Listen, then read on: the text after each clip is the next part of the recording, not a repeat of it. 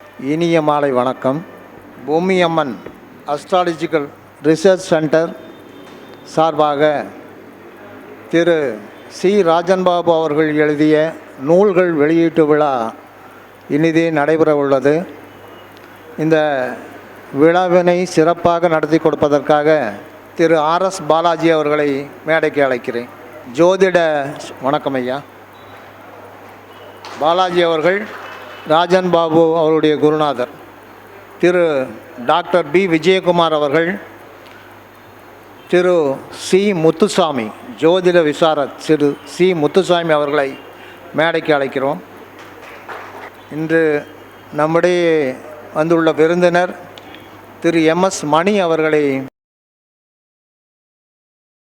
தம்மம்பட்டியிலிருந்து வந்திருக்கின்ற ஸ்ரீனிவாசன் திரு வி கிருஷ்ணமூர்த்தி அவர்களை அன்போடு மேடைக்கு அழைக்கிறோம்.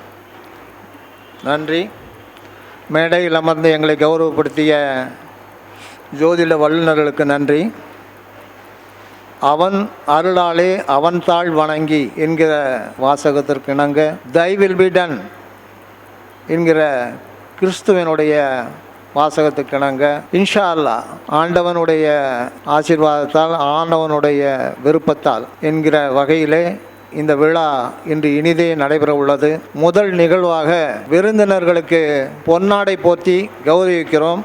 ராஜன்பாபுடைய குருநாதர் திரு ஆர்எஸ் பாலாஜி அவர்களுக்கு முதல் மரியாதை. அவருக்கு பொன்னாடை அனுபவிப்பவர் திரு கதிர்வேல் அவர்கள்.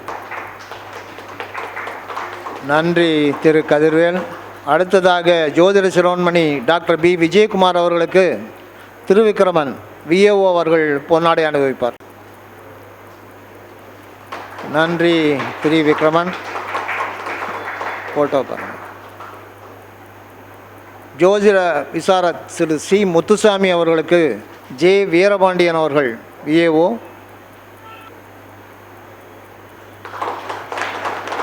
நன்றி திரு ஜே வீரபாண்டியன் விஏஓ அவர்களே. திரு எம்எஸ் மணி அவர்களுக்கு திரு சம்பத் அவர்கள் பொன்னாடை அணிவிப்பார்.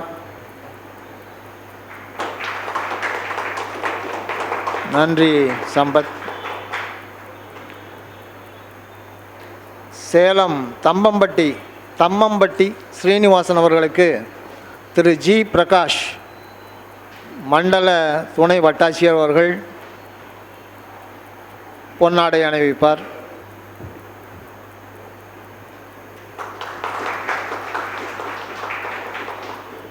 நன்றி பிரகாஷ் அவர்களே.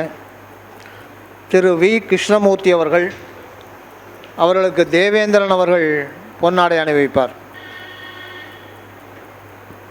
நன்றி தேவேந்திரன் அவர்களே. போத்தி கௌரவித்த நண்பர்களுக்கும் பொன்னாடையை மகிழ்வோடு ஏற்றுக்கொண்ட ஜோதிட ஆசான்களுக்கும் எங்களுடைய நன்றி. அடுத்ததாக நூல் வெளியீட்டு விழா நிகழ்ச்சி நடைபெற இருக்கிறது. இதே மேடையிலே சி ராஜன்பாபு அவர்கள் எழுதிய ஜோதிட அமுதம் பாகம் 1 வெளியிடப்பட்டது. இதே மேடையிலே ஜோதிட அமுதம் 2 பாகம் வெளியிடப்பட்டது. இன்று ஜோதிட அமுதம் 3ஆம் பாகம் இன்று வெளியாகிறது. மேலும் ஜோதிட வேதம், இந்த 3 பாகங்களையும் ஒன்றிணைத்த ஜோதிட வேகம் ஆங்கில நூலும் இன்று வெளியாக உள்ளது. அதனுடைய தமிழ் பதிப்பும் இன்று வெளியாக உள்ளது. அந்த நூல் வெளியீட்டு விழாவை இப்போது நாம் காணப்போகிறோம்.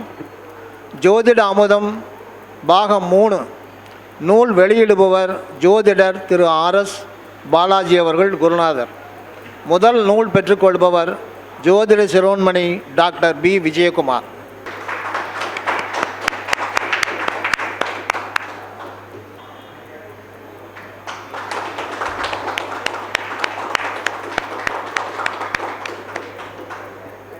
இந்த ஜோதிட அமுதத்தின் 3 பாகங்களையும் ஒன்றிணைத்த அந்த தொகுதி ஜோதிட வேதம் என்கிற பெயரில் தமிழ் புத்தகத்தை வெளியிடுபவர் ஜோதிட விசாரத் திரு சி முத்துசாமி.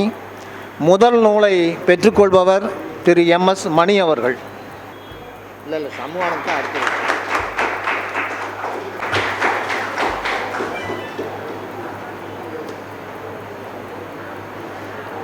நன்றி திரு சி முத்துசாமி அவர்களே, எம்எஸ் மணி அவர்களே. ஆங்கில பதிப்பினை வெளியிடுபவர் திரு சண்முகானந்தம் அவர்கள், உதவி கல்வி அலுவலர், ஜோதிடர். முதல் நூலை பெற்றுக்கொள்பவர் திரு வி கிருஷ்ணமூர்த்தி அவர்கள்.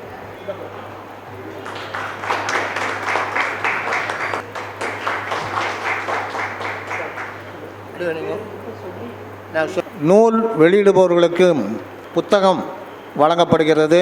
ஜோதிட அமுதம் 3 முத்துசாமி அவர்களுக்கு ராஜா வெங்கட்ராமன் அவர்கள். அப்படியே பிரித்து வாங்கிட்டா போதும், அவ்வளோதான். சண்முகானந்தம் வரணுமா? நூல் வெளியிட்ட குருஜி திரு RS பாலாஜி அவர்களுக்கு கிணத்துக்கடவு சுந்தரமூர்த்தி அவர்கள். ஜி பிரகாஷ் அவர்களுக்கு அந்த நூல் வழங்கப்படுகிறது. அனைவருக்கும் வணக்கம். இப்பொழுது ஒருங்கிணைப்பாளரும் எனது நண்பருமான திரு நாகராஜ் அவர்களுக்கு ஜோதிட அமுதம் பாகம் 3 ஒரு நூல் அன்பளிப்பாக வழங்கப்படுகிறது.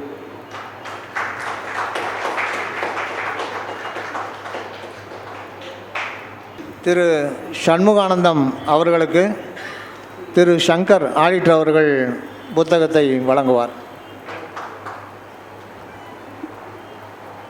நூலை வெளியிட்டவர்களுக்கும் நூலை பெற்றுக்கொண்டவர்களுக்கும் நன்றி. அடுத்த நிகழ்ச்சியாக நூல் அறிமுகம். நூல் அறிமுகம் நிகழ்ச்சியை செய்யவிருக்கிறவர் திரு டாக்டர் பி விஜயகுமார் அவர்கள். பொள்ளாச்சி நகரத்தினுடைய தமிழ்நாடு அறிந்த ஒரு ஜோதிடர். ஆங்கிலத்திலே புத்தகங்கள் எழுதி வெளியிட்டிருக்கிறார். அவரை இந்த நூலை அறிமுகம் செய்து பேசுமாறும் அன்போடு அழைக்கிறேன். முதல்ல அனைவருக்கும் வணக்கம். முதல்ல பார்த்தீங்கன்னா ஜோதிட அமுதம் 1 இங்கே தான் பப்ளிஷ் பண்ணோம். புக்கை இப்படி காட்டும் போது கரண்ட் போச்சு. நான் அப்போவே சொன்னேன், சார் இந்த புக்கை நீங்கள் இங்கிலீஷில் போட போகிறீங்க, உலக அளவில் பாப்புலர் ஆக போகுதுன்னு. திரு இளையராஜா அவர்கள் மியூசிக் போடும்போது கரண்ட் போச்சு.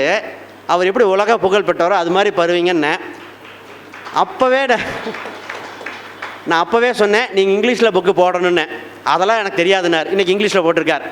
ஐயா, இவர்கிட்ட நான் ஸ்பெஷாலிட்டி என்னென்னா, நான் இவர்கிட்ட ஜோதிடம் இந்த புக்கு வரதுக்கு முன்னாடியே நாங்களாம் கலந்துரையாடுவோம். பேசும்பொழுது திருநங்கை ஜாதகம் பற்றி அவர் எழுதியிருக்க விதி கண்டுபிடிச்சிருக்கேன்னாரு. நான் லேப்டாப்பில் அப்படின்னு சொல்லுங்கள் சார் அப்படின்னேன். அவர் விதி சொல்ல நான் லேப்டாப்பில் இங்கே இந்த புக்கில் இருக்குது. அவர் சொல்ல அப்படியே மேட்ச் ஆச்சு. அவர் அந்த உண்மையை சொன்னால் அந்த கூட்டுற ஜாதகத்தை அவர் பார்க்கல. அந்த பையன் ஹார்மோன் இன்ஜெக்ஷன் எடுத்துக்கிறான், ஃபீமேலை கன்வெர்ட் பண்ணி நெயில் பாலிஷ் அடிக்கிறேன்னு சொன்னோன்னே அப்படியே மேட்ச் ஆச்சு. நான் சொன்னேன், சார் நான் திருநங்கைக்கு ஒரே ஒரு பாயிண்ட்டை யூஸ் பண்ணுவேன், உங்களுக்கு ஒத்து வருதான்னு பாருங்கண்ணே. நான் என்ன சொன்னேன்னா, இவர் விதியோட அடிஷ்னலாக ஆட் பண்ணிக்கங்க. 1ஆம் அதிபதியும் 7ஆம் அதிபதியும் இணைந்தால் திருநங்கைக்கு அது ஒரு பாயிண்ட்டுண்ணே. அது அவர் அத்தனை விதியும் பொருத்திட்டு நீங்கள் சொன்னது ஒத்து வருது. நான் சொன்னேன், ஆனால் இது என்னோடய புக்கில் வேண்டாம், அது உங்கள் விதி, நான் மேடையில் வேணால் சொல்கிறேன், ஆனால் நீங்கள் சொன்னது எனக்கு ஒத்து வருதுன்னாரு. நீங்கள் சொன்னீங்களா இல்லையா? இன்னொரு ஸ்பெஷாலிட்டி, இவர் மூலம் கேன்சர் சம்மந்தப்பட்டதில் விதியை படிச்சுட்டு ஒருத்தருக்கு இல்லைன்னு சொல்லி அது கொழுப்பு கட்டியாக போன அம்சமும் உண்டு. ரைட். இவர் நண்பர் ஆர்வி சர்மா, திரு ஆர்வி சர்மா அவர் ரிட்டையர்டு ஆர்மி பர்சன், அஸ்ட்ராலஜியில் இருக்கார். இவர் புக்கை வாங்கி படிச்சுட்டு போலீஸுக்கு உண்டான, நாங்கள் ஃபேமிலி எல்லாருமே போலீஸ்காரங்க, அத்தனை ரூலும் அவர் போலீஸுக்கு செட் ஆகிட்டு என்கிட்ட சொல்கிறார், ஒத்து வருதுங்க. அவர் நிறைய பேர்த்துக்கு சொல்லியிருக்கார், இந்த மாதிரி ஒரு புக்கு சிஆர்பின்னு ஒரு மெத்தட் வருது, இந்த புக்கு ஒத்து வருது. இப்போ என்ன இந்த தமிழ்நாடு லெவலில் ஒரு இதுனா, அது என்ன வதை வேதை வைநாசியம் எப்படி கிரக சேர்க்கை கொடுக்கும், பிரச்சனை தானே கொடுக்கும், சொல்யூஷன் எப்படி கொடுக்குது அப்படின்னு ஒரு டாபிக் போயிட்டுருக்கு. இதில் இன்னொரு இவர் புத்தகத்திலே பார்த்தீங்கன்னா, நான் நிறைய விதியை அசந்திருக்கேன். இவர் எப்படி தான் இப்படி இது பண்ணுறாரோ. இவர் அதே மாதிரி 3ஆம் பாலியத்தை பார்த்தோம், திருமண நாள் என்னைக்கு நீங்கள் குறிப்பீங்கன்னு. எப்படின்னா, இவர் விதி ஒருத்தங்க டேட்டு குறிக்கிற அன்றைக்கி திருமண நாள் வரல, ஆனால் அதுக்கு அடுத்த நாள் வருது, அன்றைக்கி முகூர்த்த நாள் இல்லை.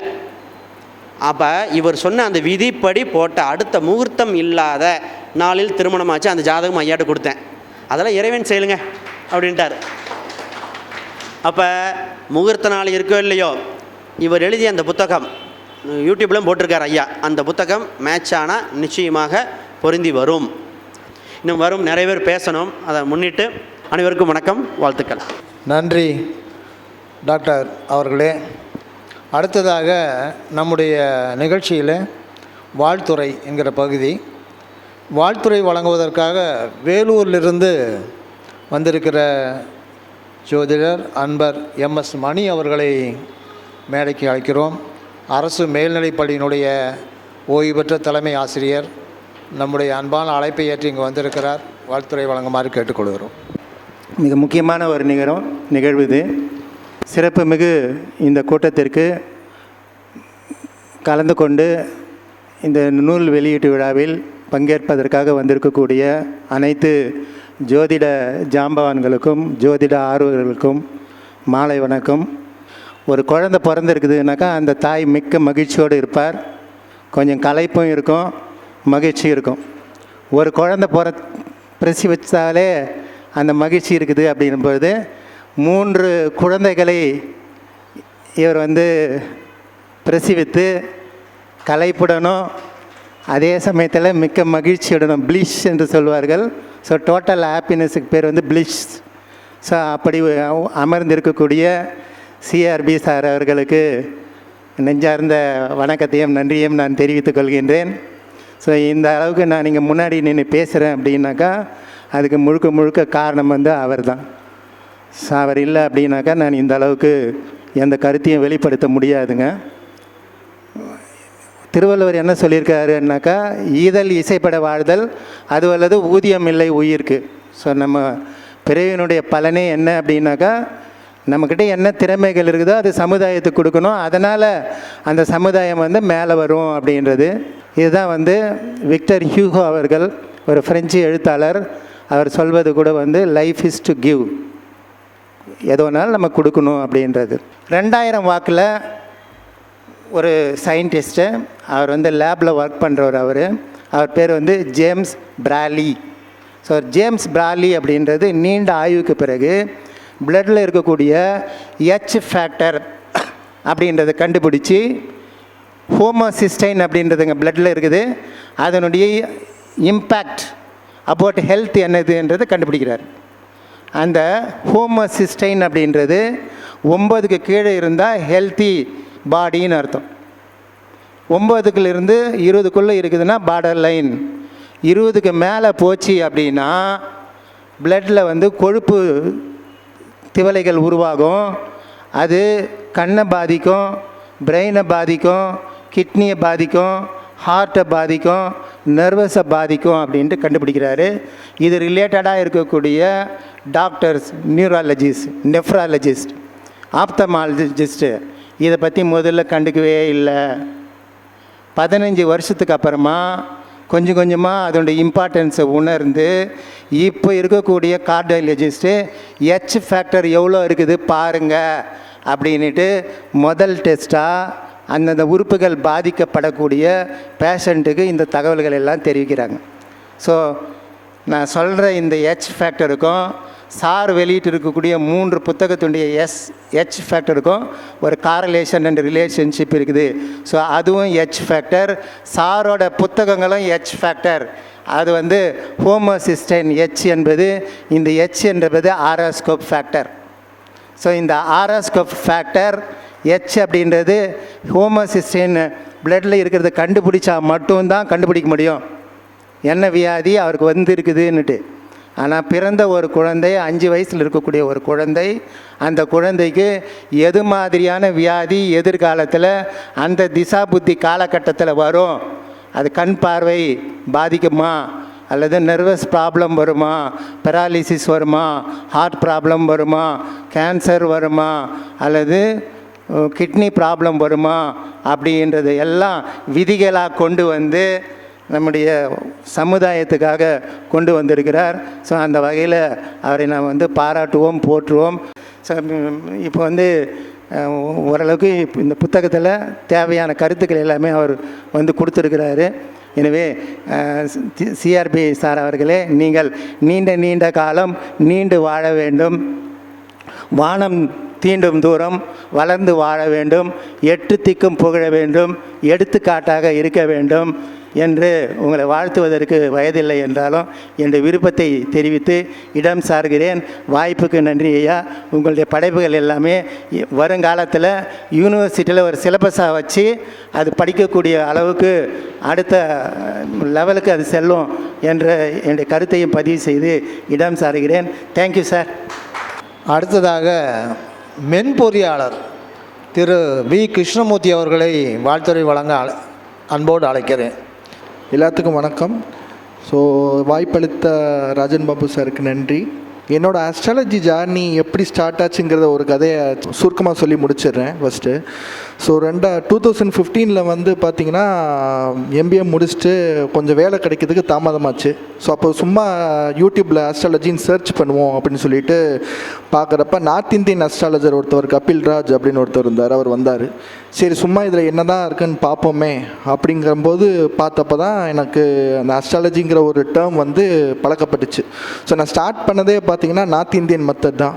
ஸோ இங்கெல்லாம் சவுத் இந்தியன் சார்ட் பார்ப்போம். நான் நார்த் இந்தியனில் பார்த்து பழகினதுனால ஸோ அதில் பார்க்க ஆரம்பித்தேன். ஸோ அப்போ வந்து ஒவ்வொரு மெத்தடாக பார்க்குறப்ப வந்து நான் சார்ட்டை நிறைய தடவை சொல்லியிருக்கேன். இந்த மாதிரி வந்து சார் நான் நிறைய மெத்தட் படிச்சிருக்கேன், நிறையா இதில் போயிருக்கேன், பட் எனக்கு ஒரு ஃபுல் மீல் சாப்பிட்ட சாட்டிஸ்ஃபேக்ஷன் இல்லை சார் அப்படின்னு சொல்லுவேன்.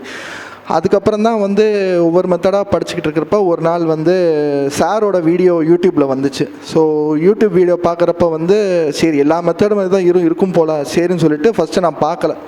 ஸோ 2வது தடவை வீடியோ பார்க்குறப்ப தான் வந்து இது என்ன புதுசாக இருக்கே நல்லா இருக்கே அப்படின்னு சொல்லிட்டு பார்த்துட்டு சாரை கூப்பிட்டேன். சார் உங்கள் வீடியோ பார்த்து நல்லா இருந்துச்சு, எனக்கு கன்சல்டேஷன் தேவைப்படுது சார் அப்படிங்கிற மாதிரி சார்கிட்ட ஃபஸ்ட்டு கன்சல்டேஷன் கேட்டேன்.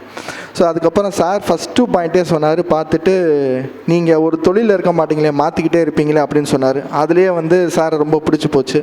ஸோ அதுதான் வந்து டேர்னிங் பாயிண்ட்டே. சரி நான் அப்போ தான் சார்கிட்ட சொன்னேன், சார் இப்போ தான் எனக்கு ஃபுல் மீல் சாப்பிட்ட மாதிரி இருக்குது அப்படிங்கிற மாதிரி சொன்னேன். இந்த டேர்ம் வந்து நான் அடிக்கடி சார்ட்ட சொல்லிக்கிட்டே இருப்பேன். ஏன் அப்படின்னா நிறையா மெத்தட்லேருந்து ஒன்று எடுத்திருப்பேன், பட் மெஜாரிட்டியாக சிஆர்பி மெத்தட் வந்து ரொம்ப யூஸ்ஃபுல்லாக இருந்ததை சார்ட்ட சொல்லியிருக்கேன். ஸோ அதுக்கப்புறம் தான் சார்ட்ட கேட்டேன், சார் உங்களுக்கு ஸ்டூடெண்ட்டாக வந்து சேர்த்துக்கங்க அப்படின்னு சொல்லிட்டு சேர்த்துக்கிட்டாரு. ஃபஸ்ட்டு ஸ்டூடெண்ட்டாக இருக்கிறதுல நான் ரொம்ப பெருமைப்படுறேன்.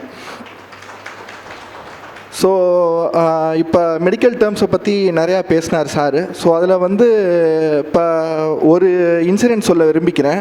ஸோ என்னோடய ரிலேட்டிவ் ஒருத்தவங்களுக்கு வந்து கேன்சர் இருக்கா இல்லையான்னு சொல்லிட்டு பேசிக்கிட்டு இருந்தாங்க. நான் சொன்னேன், நீங்கள் மெடிக்கல் ரிப்போர்ட் வாங்குறதுக்கு முன்னாடியே வந்து நான் உங்களுக்கு மெடிக்கல் ரிப்போர்ட் சொல்கிறேன் அப்படின்னு சொல்லிட்டு வாங்கிட்டு உங்களுக்கு கேன்சர்லாம் வராது அப்படிங்கிற மாதிரி சொன்னேன். அதே மாதிரியே அடுத்த நாள் போயிட்டு அவங்க பார்த்தப்ப கேன்சர்லாம் இல்லைன்னு சொல்லிட்டாங்க. ஸோ இதுலேருந்து சாரோட மெத்தடில் பார்த்துட்டிங்கன்னா நீங்கள் மெடிக்கல் ரிப்போர்ட்டு போய் அங்கே போய் எடுக்கணும்னு தேவையில்லை, சாரோட மெத்தடை பார்த்துட்டு நீங்கள் அதை பார்த்தாலே அது ஒரு மெடிக்கல் ரிப்போர்ட் மாதிரி தான். ஸோ அது ஒரு இது. ஸோ நெக்ஸ்ட்டு இன்னொரு இன்சிடென்ட் சொல்ல விரும்பிக்கிறேன். ஸோ இன்னொரு இன்சிடெண்ட் என்ன அப்படின்னா, குரூப்பில் இந்த மாதிரி ஜாதகம்லாம் போடுறாங்க. ஸோ போடுறப்ப வந்து ஒருத்தவர் போடுறாரு, இந்த தசாபுத்திக்கு என்னன்னு பார்த்து சொல்லுங்கள், இவருக்கு என்ன நடந்திருக்கும் அப்படிங்கிற மாதிரி போடுறாரு. போட்டப்போ நான் வந்து சாரோட மெத்தட் தான் யூஸ் பண்ணேன். பார்த்துட்டு சார் இந்த ஜாதகருக்கு வந்து ஒய்ஃப் இளமையிலே இறந்துருக்கணுமே அப்படிங்கிற மாதிரி சொல்கிறேன். ஸோ அதே மாதிரி அதுக்கு ஆன்சர் போடுறப்ப என்ன சொல்கிறாங்கன்னா, உங்களோட மனைவியும் தாயும் வந்து ஆக்சிடெண்ட்டில் இறந்துட்டாங்க அப்படிங்கிற மாதிரி ஆன்சர் போடுறாரு. ஸோ இப்போ இந்த அளவுக்கு அக்யூரஸியாக சொல்ல முடியுது அப்படிங்கிறதுனா சாரால தான். மித்த அஸ்ட்ராலஜி மெத்தடில் வந்து இப்படி சொல்ல முடியுமாங்கிறது எனக்கு ரொம்ப இதாக இருந்துச்சு, சொல்ல முடியல. பட் சாரோட மெத்தடில் சொல்ல முடியுதுன்னா அவ்வளோ விஷயங்கள் வந்து இருக்குது. ஸோ இதோட என்னோட உரையை முடிச்சுக்கிறேன். நன்றி. அடுத்ததாக திரு ஐயா முத்துசாமி அவர்களை வாழ்த்துரை வழங்க அழைக்கிறோம். புத்தக வெளியீட்டு விழாவிற்கு வருகை புரிந்துள்ள அரசு அலுவலர்கள், அரசு துறையில் உள்ளவர்கள், ஜோதிடத்துறையில் உள்ளவர்கள், ஜோதிடத்தை ஒரு ஆர்வத்துடன் படித்து கொண்டிருப்பவர்கள் மற்றும் உள்ள அனைவரையும் ஆசிரியர் நூல் வெளியிட்டு வந்தவர்களுக்கும் வருக வருக என்று நாகூர் ஜோதிடம் அன்புடன் வரவேற்று வணக்கத்தை தெரிவித்துக் கொள்கிறது. நூல் ஆசிரியர் பொதுவாக எல்லோரும் புத்தகங்கள் எழுதுகிறார்கள், அன்றாட நாளிதழ்கள், ரேடியோக்கள், டிவிக்கள் எல்லாமே பேசுகிறார்கள். பொதுவாக அந்த வார்த்தைகள் இருக்கும், அது நடப்பது என்பது 100% உறுதி இல்லை. ஆனால் ஒரு குறிப்பிட்ட காலத்திற்கு பின்பு இந்த ஜோதிட உலகத்திலே ஒரு நம்பிக்கையை வரப்பெற்று ஒரு நூலை எழுதுகிறார் என்றால் இந்த நூலாசிரியருக்கு அநேகங்கோடி நமஸ்காரங்களை எல்லோருடைய சார்பாகவும் தெரிவித்துக் கொள்கிறேன். அதற்கு முன்பு இந்த ஜோதிடம் ஜோதி எனக்கு முன்பு பேசிய டாக்டர் அவர்கள் கூறிய பொழுது இந்த பூச நட்சத்திரத்திலே விஸ்வாவசி வருடம் மாசி மாதத்திலே இன்றைய தினம் சனிக்கிழமை நாளிலே சனி பகவானின் நட்சத்திரம் பூசத்திலே 7:20 வரை கடகல கணம் ஓடுகின்றது. இறுதியில் ஆயில்ய நட்சத்திரம் வரும். அது புத்தகம் பத்திரிகை என்று குறிப்பிட்டால் அது புத பகவானுடைய அம்சம். அடுத்தது சூரிய பகவான் என்று வந்தால் அது ஆசிரியருக்கு இணையானதாக ஒரு கருத்தாக வரும். எனவே இந்த நாளில் அவர் புத்தகத்தை வெளியிடுகின்றார். இந்த புத்தகம் எல்லோரும் எழுதுவது போல் எழுதாமல் ஒரு ஆய்வு நூலாக வெளியிட்டுள்ளார். ஏகப்பட்ட ஜாதகங்களை தேடி பிடித்து அந்த ஜாதகங்களை தான் கண்டுபிடித்துள்ள விதியோடு பொருத்தி பார்த்து இதுதான் சிஆர்பி மெத்தேட் என்று ஆணித்தரமாக கூறி இந்த பாவங்கள் இப்படி இருந்தால் இது நடக்கும் என்று ஒரு தெளிவான முடிவான ஒரு கருத்தை எல்லோருடைய மனதிலும் ஆழமாக பதியும் வண்ணம் அவர் தமது நூலிலே பதிவு செய்துள்ளார்கள். இந்த பதிவுகளை நாமக்கல், திருச்செங்கோடு, ஈரோடு மற்றுமுள்ள பகுதிகளில் உள்ள அந்தந்த பகுதிகளில் உள்ளவர்கள் இதனை படித்தவர்கள் தங்களது குழுக்களில் இவரை பற்றி பேசுகிறார்கள், புகழ்கிறார்கள். அதேபோல் சென்னையிலிருந்து ஒளிபரப்பாகும் ஸ்டார் அகாடமி எல்ஆர் ஸ்ரீனிவாசன் அவர்களின் இதிலும் இதனுடைய பெயர் வருகின்றது. எனவே இந்த 3 நூல்கள் ஆய்வு நூல் எழுதி 4வது வேதம் என்ற ஒரு நூலையும் எழுதியுள்ளவருக்கு பேரும் புகழும் பரவிக்கொண்டு இருக்கின்றது. மேலும் இந்த தமிழுலகம் எல்லாவற்றையும் வாங்கி ஜோதிட உலகுக்கு ஒரு நல்பெயர் புரிந்துள்ளவர்களுக்கும் அவருக்கும் அன்னாருக்கும் அவர் நலமுடன் வாழ எல்லாம் வல்ல எம்பெருமான் வாழ நல்லருள் புரியவும் எழுதி கொடுக்கவும் அவருக்கு நல்ல சிந்தனையும் தெளிவான எண்ணமும் தெளிந்த மனதும் கொடுத்து அருள் புரிய வேண்டுகின்றேன். இயம்புவதும் ஆதார இறைவன் நீயே, இது ஒன்றே வழிகாட்டும் தெய்வம் நீயே என்றொரு பாடல் உள்ளது. அப்பாடலின்படி அவருக்கு தெய்வம் வழிகாட்டி கொண்டிருக்கின்றது. அதை நடைமுறைப்படுத்தி கொண்டிருக்கின்றார். புத்தகம் மிகவும் சிறப்பாக உள்ளது, நடைமுறைப்படுத்தி கொண்டிருக்கின்றது. எல்லோரும் புகழ்கிறார்கள்.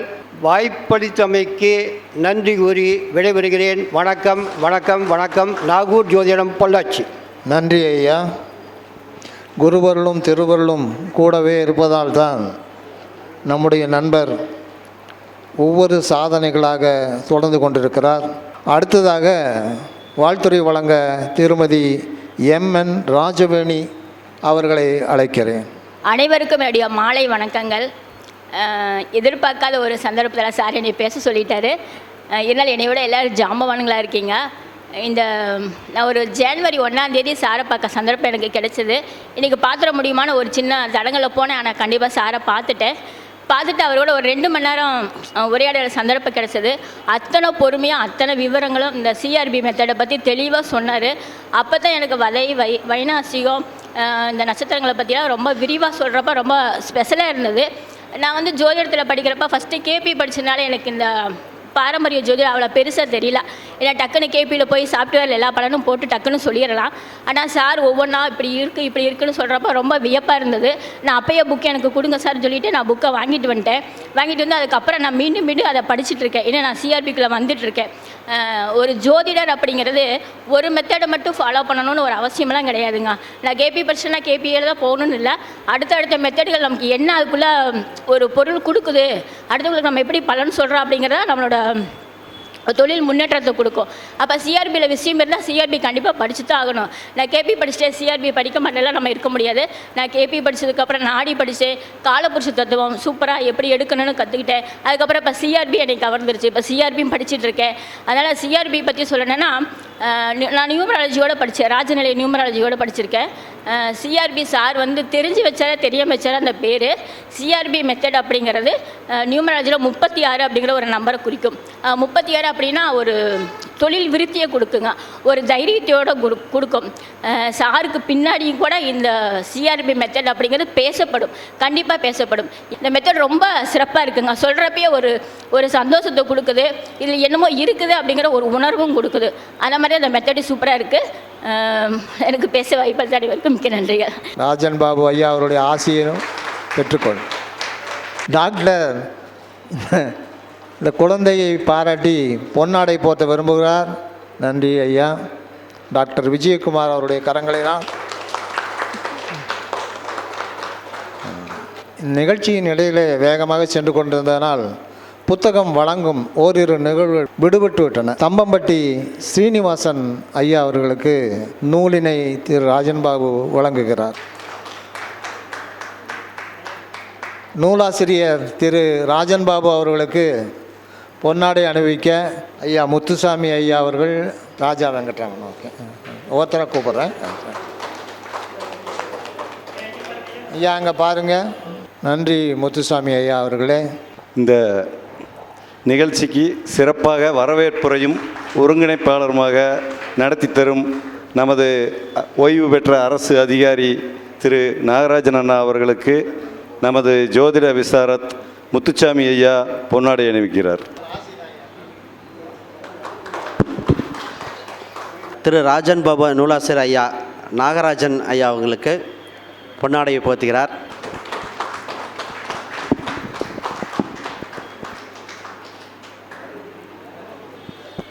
திரு ராஜன் பாபு ஐயாவுக்கு நான் பொன்னாடை பார்த்து விரும்புகிறேன்.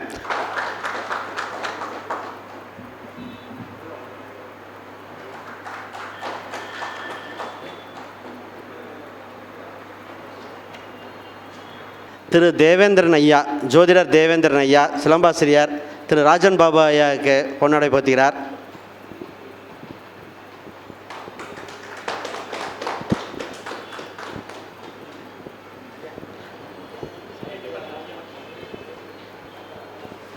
திரு ஐயா அவங்க இப்போ அவர் ஒரு சிறு உரை நிகழ்த்துவார். அனைவருக்கும் மாலை வணக்கம்ங்க. நம்ம ராஜன் பாபண்ணா ஜோதிட அமுதம் பாகம் 1 அதில் 32 அத்தியாயம் எழுதினார். அந்த 32 அத்தியாயமும் முத்துக்கள்னு தான் சொல்லணும், அவ்வளவு சிறப்பாக இருந்தது. ரெண்டாவது பார்த்திங்கன்னா ஜோதிட அமுதம் பாகம் 2 அதில் 16 அத்தியாயம் எழுதியிருந்தார்.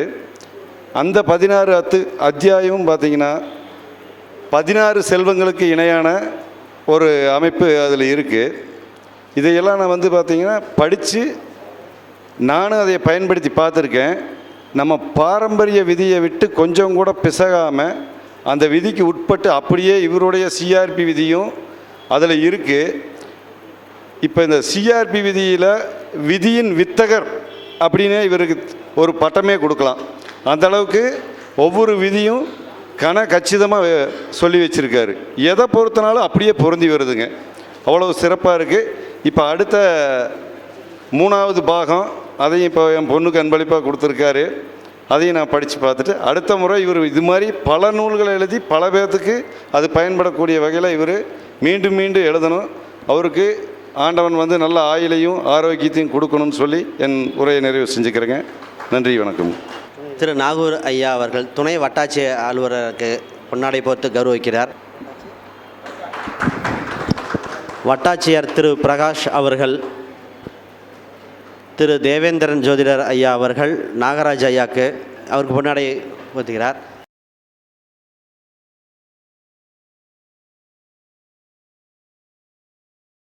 கிணத்துக்கடு ஐயா அவருக்கு பொன்னாடை போர்த்தி அவர் ஒரு வார்த்தை இங்கே பேசணும். அவர் த்ரோட் இன்ஃபெக்ஷன்னாரு இருந்தாலும், அதாவது குமாரசாமியத்தை பார்த்துருக்கீங்க, அதாவது ஒரு பாட்டு பாடணும். குமாரசாமி அந்த புத்தகத்தை கரைச்சி குடித்தவர், அவர் நவீன காலத்தின் புலிப்பாணி, அதனால் அவர் மேலே வரணும்.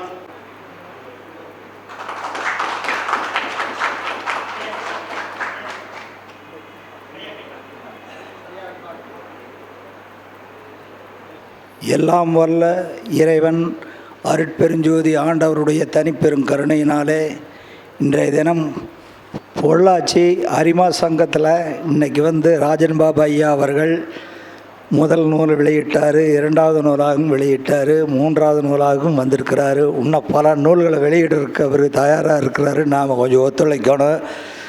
என்ன அப்படின்னா, அப்பளே வரும்போதே எனக்கு அண்ணா ஒரு பாட்டு பாடுங்கன்னு சொன்னார். தொண்டை கொஞ்சம் சிரமமாக இருக்குது, வேண்டாம், நீங்கள் உங்கள் அழைப்பதனுடைய வந்திருக்கிற இன்றைக்கி விட்டுருங்க, அடுத்த தடவை புக்கு வெளியிட வரைக்கும் நீங்கள் வந்து பேசுகிறது எப்போ அப்படின்னாரு. இருந்தாலும் விஜயகுமார் ஐயா பேசுறதுக்கு எனக்கு அனுமதி கொடுத்தாரு. இப்போ பக்கத்தில் அந்த அம்மா உட்காந்துருந்து சொன்னேன், தொண்டை இந்த மாதிரி வந்து சிரமமாக இருக்குது, ஒரு மந்த்லி ஆச்சு, சளி பிடிச்சி பேசும்போது மற்றவங்க முன்னால் இருமல் இருக்கக்கூடாது, அதுக்காக நான் தவிர்த்தேன். இருந்தாலும் வந்து இதை பேச சொல்கிற மாதிரி பண்ணிட்டாங்க. அதனால் இந்த 3 நூல்களையுமே வெளியிட்டிருக்கிறாரு. இந்த நூல் உலகம் பூரா பரவும். ஏடகத்தை எழுதாத மறைகளெல்லாம் தவிர்த்து என் உள்ளத்தை எழுதி வைத்தாய் என் உரிமை பதியே, காடகத்தை வளர்ந்தறிந்த ஞானகனாம் கருணையனே பொற்சபையிற் சிற்றபையிற் புகுந்தரனும். வளர்பெருமான் சொன்ன மாதிரி அவர் எழுதுகிற நூல் எல்லாமே வந்து எல்லாருடைய மனசுலையும் பதியணும், நீடூடி காலம் அவர் இருக்கணும். இவருடைய நூல் இன்னும் நிறைய வெளிப்படையாக வந்து நல்லா வெளியே வரணும், அதை எல்லோரும் படித்து பயன்பெறணுங்கிறத சொல்லி, எல்லாம் வல்ல இறைவனன் அவருக்கு எல்லா திருவருளும் கொடுக்கணும்னு சொல்லி, நான் என்னுடைய ஆசீர்வாதமோட எல்லாத்துடைய ஆசீர்வாதமும் இருக்கட்டும். இருந்தாலும் பரவாயில்ல. வணக்கம், நன்றி. திரு எம்எஸ் மணி அவர்களுக்கு பொன்னாடை போர்த்துக்கிறோம். டாக்டர் ஐயா அவர்கள் பொன்னாடை போர்த்த மிகவும் விரும்புகிறார்.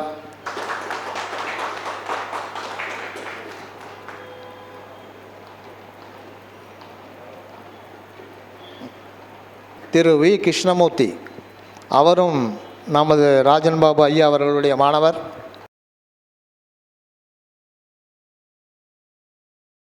கோவை ராஜா வெங்கட்ரமணன் ஜோதிடர் ஐயா அவர்கள் வாழ்த்துரை வழங்குவார்கள். அவர் ஸ்டேட் பேங்க் ஆஃப் இந்தியாவினுடைய முன்னாள் ஊழியர் அலுவலர். அவரை வாழ்த்துரை வழங்குமாறு அன்போடு கேட்டுக்கொள்கிறேன்.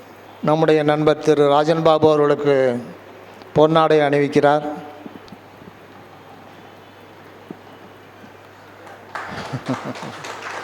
நன்றி ஐயா. பொன்னாடை போத்தி கௌரவம் சேர்த்தமைக்கு நன்றி. சபையில் உள்ள அனைவருக்கும், ஜோதிட ஆசான்களுக்கும் மற்றும் எனக்கு ஜோதிடம் கற்றுக் கொடுத்த எல்லா ஆசான்களையும் தொட்டு வணங்கி, சிஆர் ராஜன் அவர்களையும் வணங்கி என் உரையை ஆரம்பிக்கிறேன். அடிப்படையாக கேபி ஜோதிடமும் பாரம்பரிய ஜோதிடமும் இதெல்லாம் படித்து ஒரு நல்ல முறையில் ஒரு ஜோதிடமும் உலகம் பூரா கொண்டு போய் அவங்களுக்கு பலன் பார்த்துட்ருக்குறேன். நான் நெட்டில் ப்ரௌஸ் பண்ணிகிட்டு இருக்கும்போது சிஆர்பி மெத்தடு அப்படின்னு வந்தது. நான் வந்து முதல்ல வந்து லூப்ரிகன் டீலராக இருந்தேன். கேஸ்ட்ரால், பென்சாயில் இதெல்லாம். என்னடா சிஆர்பின்னு பிராண்டு வருதே, இதில் ஜோதிஷத்துலேயும் என்ன சிஆர்பி வருதே அப்படின்னு சொல்லிட்டு உடனே அதை போய் பார்க்குறேன். அதை பார்த்ததும் அவருடைய உடனே வீடியோவெல்லாம் வருது.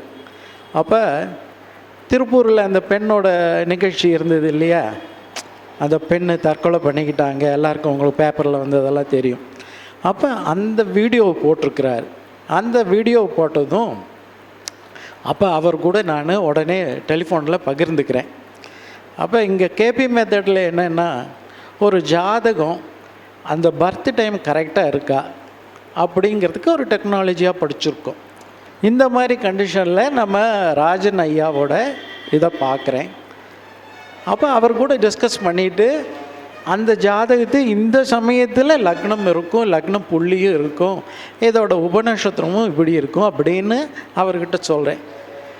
அவர் அதே மாதிரி அந்த லக்னம் இதுதான் இருக்குங்க, நான் இதெல்லாம் பார்க்கல, நான் இப்படி தோணி தான் இதை எடுத்துருக்குறேங்க அப்படின்னாரு. எனக்கு ரொம்ப வியப்பாக இருந்தது. ஏன்னா ஒரு கணிதமே போடல, கணிதம் போடாமே இந்த மாதிரி கொண்டாந்து கொடுக்குறாரு அப்படின்னு சொல்லிவிட்டு அது டிஸ்கஸ் பண்ணிகிட்டு இருந்தோம். அதுக்கப்புறம் அவருடைய புக்கை நான் வாங்கிக்கிட்டேன். அப்போ இந்த மெத்தடை எடுத்து நான் எப்போவுமே ஒரு 5000 ஜாதகம் என்கிட்ட இருக்கும் எப்போவுமே. இது வந்து திருமணம் ஆனவங்க, திருமணம் ஆகாதவங்க, குழந்தை பிறந்தவங்க, குழந்தை பிறக்காதவங்க, ஃபாரின் போனவங்க, பலருக்கும் எல்லாத்துக்குமே ஜோசியம் வேண்டியிருக்கு இல்லையா. பணக்காரனாக இருக்கிறவங்க, ஏழையாக இருக்கிறவங்க, எல்லா விதமான ஜாதகமும் இருக்கும். ஆனால் இதில் எல்லாமே ரொம்ப டிமாண்டடாக இருக்கிறது வந்து இந்த திருமணமும் குழந்தை பிறப்பும் தான் ஜாஸ்தியாக கேட்குறாங்க. இப்போ நிறைய காசு இருந்தானா அவனே போய் வண்டி வாங்கிக்குவான், சொத்து வாங்கிக்குவான், போய் படிச்சுக்குவான், எல்லாம் செய்வான். இந்த கல்யாணம் ஆகிறது எப்போங்கிறது தான் ரொம்ப முக்கியமாக இருக்குது. அது இல்லாமல் இந்த குழந்தை பிறப்பு இப்போ ரொம்ப டிமாண்டாக இருக்குது. குழந்தை பிறக்குமா பிறக்காதுன்னு சொல்லணும், அந்த மாதிரி கண்டிஷனாக இருக்குது. அப்போ ராஜன் சாரோட ஒரு மெத்தடு எடுத்து நான் எல்லாமே பயன்படுத்திகிட்ருக்கிறேன். இதில் வந்து இப்போ கூடிய 2 நாளைக்கு முன்னாடி ஒருத்தருக்கு திருமணமே இல்லை அப்படின்னு சொல்லியிருக்கேன். ஓகேங்களா? அப்போ ரொம்ப சிம்பிளான ஒரு மெத்தடு தான். அதாவது லக்னம், 2ஆம் பாவம், 5ஆம் பாவம், 7ஆம் பாவம், இதுக்கு சனி செவ்வாய் எந்த விதத்துலேயும் தொடர்பு இருந்தான்னா அவங்களுக்கு வந்து திருமணம் இல்லைன்னு சொல்லிடலாம். அதில் சில மெத்தடில் அவரோட ரூல்ஸ் எல்லாமும் கொடுத்துருக்குறாரு. ரொம்ப ரொம்ப அற்புதமாக இருக்கும். அந்த இது நான் இதெல்லாம் இவரோட ஆய்வில் தான் இந்த ஃபைல் பூரா அவரோட இதை தான் கொண்டு வந்திருக்கேன். கரெக்டாக எடுத்து அப்படி ஃபிட் பண்ணான்னா அவருக்கு கல்யாணம் உண்டா இல்லையானே சொல்லிடலாம். ஓகேங்களா? அது நீங்கள் பயன்படுத்தி பார்த்து அனுபவிச்சா தான் ஆகும். இப்போ ஒரு பாத்திரத்தில் நிறைய பாயசம் இருக்குது, ஒரு கரண்டி போட்டிருக்குறோம். அந்த கரண்டி வந்து அதோட டேஸ்ட்டு உணருமா? அதுக்கு தெரியுமா? அதை எடுத்து யார் சாப்பிட்டாங்களோ அவங்களுக்கு தான் தெரியும். இவர் ராஜன் பாபு சாரை நான் புகழ்ந்து பேசி குரு வணக்கம் சொல்லி அதெல்லாம் ஒரு பக்கம் இருந்தாலும் அவர் கொடுத்த மெத்தடை நான் கொடுத்து ஜெயிச்சிருக்கிறேன் அப்படின்னு சாட்சி சொல்கிறதுக்காக நான் இன்றைக்கி வந்திருக்கேன். அதுவும் இல்லாமல் இங்கே பாருங்கள், விவாகரத்து ஆறதுக்கும் அவர் ரூல்ஸ் கொடுத்துருக்காரு. இந்த கேன்சர் சமாச்சாரமாக இருக்கிறது நான் நிறைய ஜாதகங்கள் எல்லாம் பார்த்துருக்கேன். நிறைய ஜாதகங்களும் ஆய்வில் எல்லாமே இருந்திருக்கு. ஒரு பர்டிகுலர் ஜாதத்துக்கு கேன்சர் இருக்கா இல்லையான்னு நான் எல்லாம் சுற்றி பார்த்து எதுவுமே கிடைக்கல. அது வந்து அதுக்கப்புறமா சாரோட ஒரு இதில் அந்த கேன்சர் இருக்கிறதுக்கான நான் ஜாதகத்தை கொடுத்ததும் ஆசன வாயுவில் அது இருக்குங்க அப்படின்னு அவரோட ரூல்ஸை பயன்படுத்தி சொன்னார். எனக்கு ரொம்ப ஆச்சரியமாக இருந்தது. கேன்சர் இருக்குன்னு சொல்கிறதே பெருசு, கேன்சர் எந்த இடத்துல இருக்கும் அப்படிங்கிறது வந்து இன்னமும் ரொம்ப அற்புதமாக இருந்தது. அந்த விதத்தில் நான் ரொம்ப ஆச்சரியமாக அவர் பார்த்தேன். அதுக்கு ஒரு நன்றி. உங்களுடைய 2 புத்தகத்திலையும் இருக்கக்கூடிய எல்லா விதிகளையும் நான் பயன்படுத்தி இதில் நிறைய ரிசல்ட்டு எடுத்துட்டு நான் மக்களுக்கு நல்லது செஞ்சிட்ருக்கிறேன். இதுக்கான வாய்ப்பையும் இதுக்கான ரூல்ஸையும் கொடுத்த உங்களுக்கு மிக்க நன்றி, மிக்க நன்றி, மிக்க நன்றி. கோடான கோடி நன்றிகள். இந்த வாய்ப்பளித்த எல்லோருக்கும் என்னுடைய நன்றியை தெரிவிச்சுக்கிறேன். நன்றி, வணக்கம். ராஜா வெங்கட்ராமன் அவர்கள் சாட்சி சொன்னார். அவர் ஜோதிட வேதம் 3ஆம் பாகத்தை விலைக்கு வாங்கிவிட்டார். விலைக்கு வாங்கிவிட்டு அந்த நூலை நூலாசிரியரின் கையாலே அதை பெற வேண்டும் என்று ஆசைப்படுகிறார். ஐயா, உங்கள் ஆசை நிறைவேறுகிறது. மாபெரும் சபைகளில் நீ நடந்தால் உனக்கு மாலைகள் விழ வேண்டும். ஒரு மாற்றுக்குறையாத மன்னவன் இவனவன போற்றி புகழ வேண்டும். புரட்சி தலைவர் எம்ஜிஆர் பாடிய அவருடைய படத்திலே இடம்பெற்ற வரிகள். மாசு குறையாத நம்முடைய நண்பர் ராஜன் பாபு அவர்கள், அவர் பழகுவதெல்லாம் அவரை விட சிறிய வயதுள்ளவர்களோடு பழகுவதே இல்லை. இவரை ஆசிரியர் என்கிறார்கள், ஆனால் அவருடைய மாணாக்கர்கள் எல்லாம் இவரை விட வயதிலே மூத்தவர்களாக இருக்கிறார்கள். இன்று ஒரு நிகழ்ச்சி நடந்தது. அவருடைய குரு திரு பாலாஜி அவர்கள் வருவதற்கு சற்று தாமதமாகிவிட்டது.